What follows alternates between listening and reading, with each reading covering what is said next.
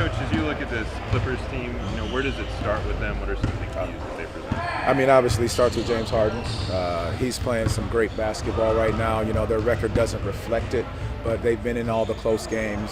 They've got a nice little road trip coming up, but he's doing a great job playing great basketball for them. So just limiting him, seeing different coverages, we're gonna have to do that, but also not allowing the others to get going as well. They play at a bit of a different pace, a little bit slower pace as a result of the way they play through Harden. Does it help that you've played some of the other teams in that category, whether it be the Celtics, Rockets, Nets, etc., to be used to the value of those possessions? I think each game is different, and getting the different bodies of teams now, you're able to tell and be able to adjust as the games go on.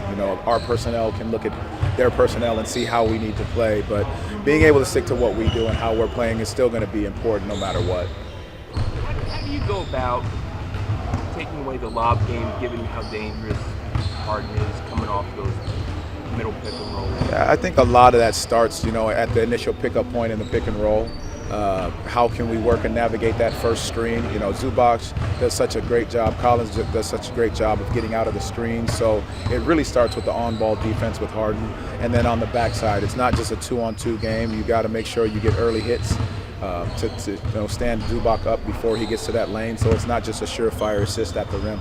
Paolo is out tonight, but just how is he doing? What was he able to do this morning? Just continuing to hit the weight room work, being able to still the non-contact work. How much more time could this last? I mean, how daily is it? That's you don't put timelines on it. Just as he recovers from each session, we'll go from there. We've seen Tristan obviously take a big step up in kind of his confidence and his usage, but how big has he been to kind of help fill in? Obviously everyone has to fill in for Paolo, but like starting wise, being in that spot, how has he helped kind of fill in and stabilize this team? Well, just knowing how to play, understanding how he can mesh with the other guys, understand what we need him to do when he's aggressive. It's great.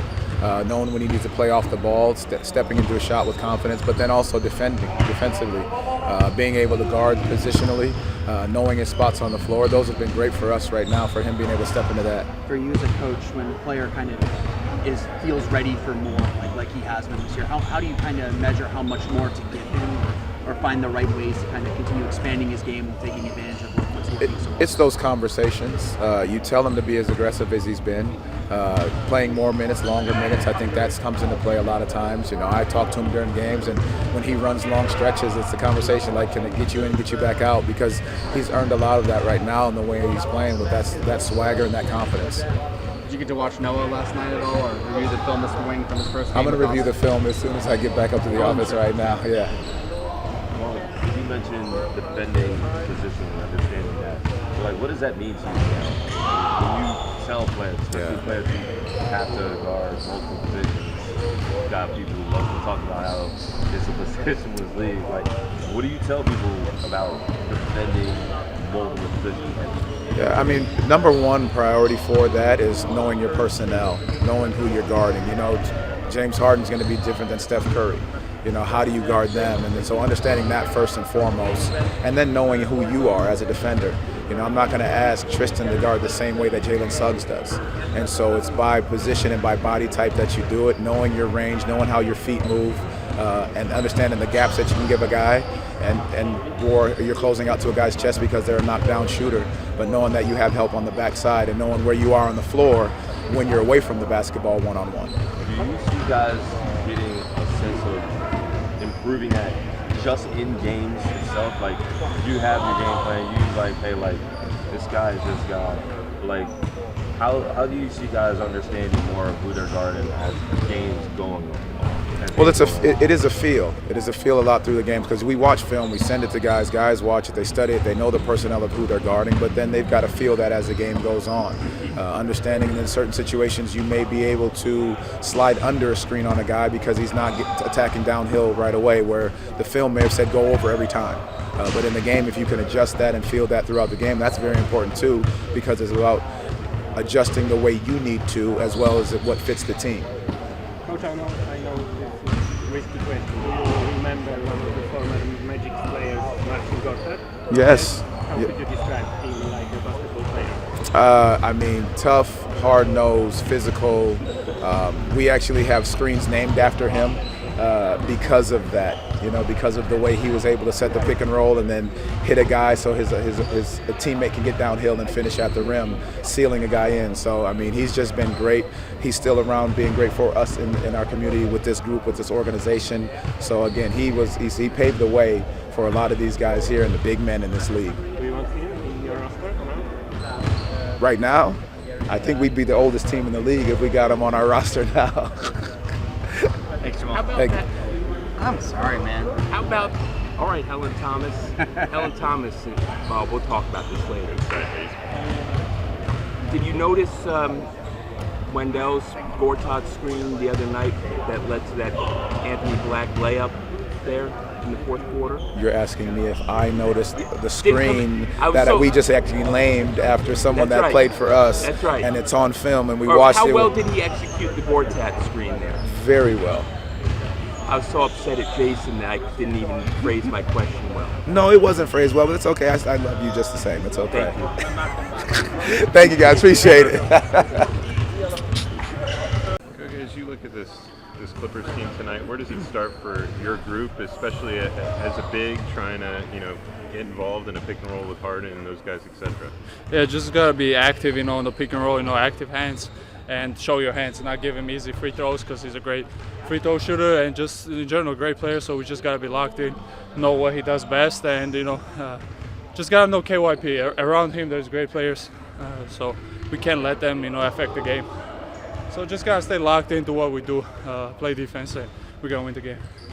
What is when you go up against a player like this Levi's, like how is Drew different at his position than some of the other fives that you face across the league? Yeah, he's just physically gifted. He's really strong and he's really athletic for his size as well. He move well. He has good hands. So you just gotta try to do your best. Fight him off his spots and box him out on the offensive glass and just be active with him as well. Run him on the floor. But he's just a great player. So just super locked in. When you play against teams that have just that five and there's they got four perimeter-oriented guys around them. Like, how is that different than when you play a team and they have more of a, bigger power forward next to you?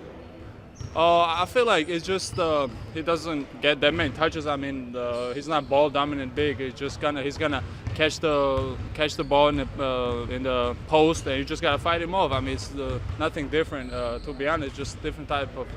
Physicality you gotta bring in when you play him because he's obviously strong. So it's not no different with any other bigs. You just gotta be locked into, know the players and just do your job. You're going to be without Paolo again today, but you guys don't seem to have missed a beat. It's kind of been the character of this team not to kind of lose traction when you might be missing guys or have guys in and out of the lineup. What is it about this team's culture or your team's mindset to be able to fill in for guys like that? Yeah, I feel like we just do a little bit more, starting the defensive end. We know that we gotta somehow, find that. We're missing Paolo, obviously, an amazing player. So we gotta do a little bit more to, be as good as we are with him. So I think everybody is just a little bit has more energy and more locked in. That we can't let our brother down. While he's hurt, we want to keep winning games. So he feels good coming back, and there's no pressure on them. So I think we've done that for the past couple of years. So just shout out to all the guys, winning games. How much of what Wendell doesn't show up in the box score? Yeah, he's man. Like we've talked about it. Like he just sets great screens. Create the shots for others. And defensively, I don't know if anybody's watching, but he goes out there every single night. Guard the great bigs, and he does a great job. And also he can switch on the guards, and he does great job doing that, protecting the rim, rebounding the basketball, and shooting the ball. So shout out to him. He's been amazing this year. Do you remember one of the former Magic players, Maxi Gortat? Yeah, of course. How could you describe him? Polish Hammer, right? Yeah, of course. He's a legend. We work on a lot of Gortat screens. With me and Franz do a lot of that. So great, amazing player, amazing career. We know him in Europe really well. So just great player. It's a great time for European players in NBA. It's important for you or international players? What is important? How important is European players in NBA now? Oh yeah, super important. I mean, for the people here, teams here to trust in European players. I mean, you see players around the league. I mean, dominating, European players dominating the league right now. So I think gives a little bit more confidence to the teams, you know, to kind of invest into the European players and kind of trust them. So it's amazing, and I mean, thanks to all the other guys, you know, making it easier for us.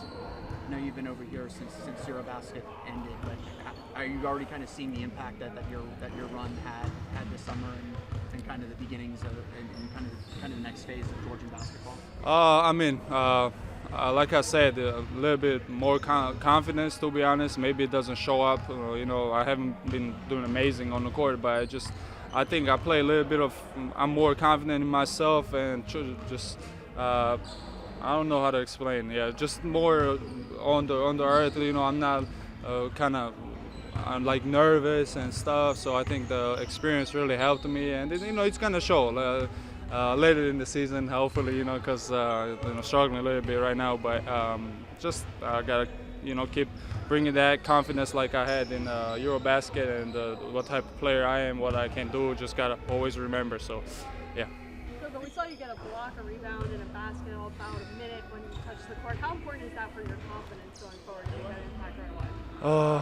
Yeah, it was good. I don't know. I just play hard. Sometimes you have a chance to get everything together, and just it happened to be that moment. So I mean, it's good. There was a fan on the side. He was like, "Yeah, that was the best 2 minutes I've seen you from you." So I'm like, "Okay, like that's amazing."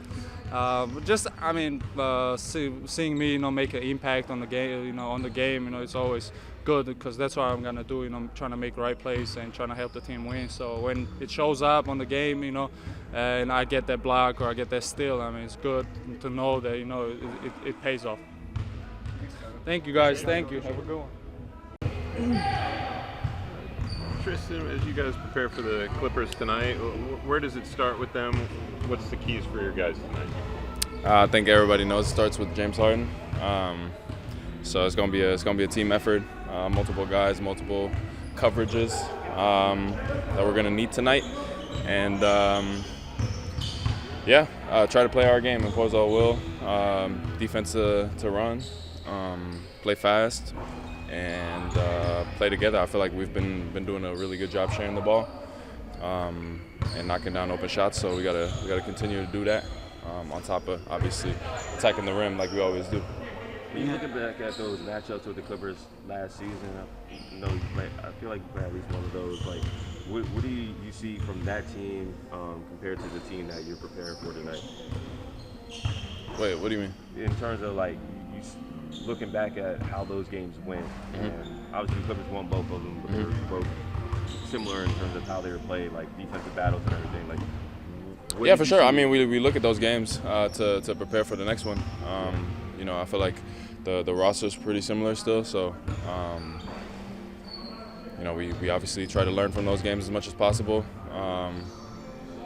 But it's a new opportunity for us. We're not really too preoccupied with wins and losses in the past. I think we got to just focus on this game and make sure that we do our job, play our game, and then as long as we do that, I feel like we have a good chance. You started last year for Paolo for a stretch of games, obviously, but how different does it feel with Bane in the lineup and having him as well? Yeah, I mean, I feel like it's a lot easier. Obviously, also my second year, feeling a little bit more comfortable out there. But in general, I feel like we got a great group of guys, no matter who's out there.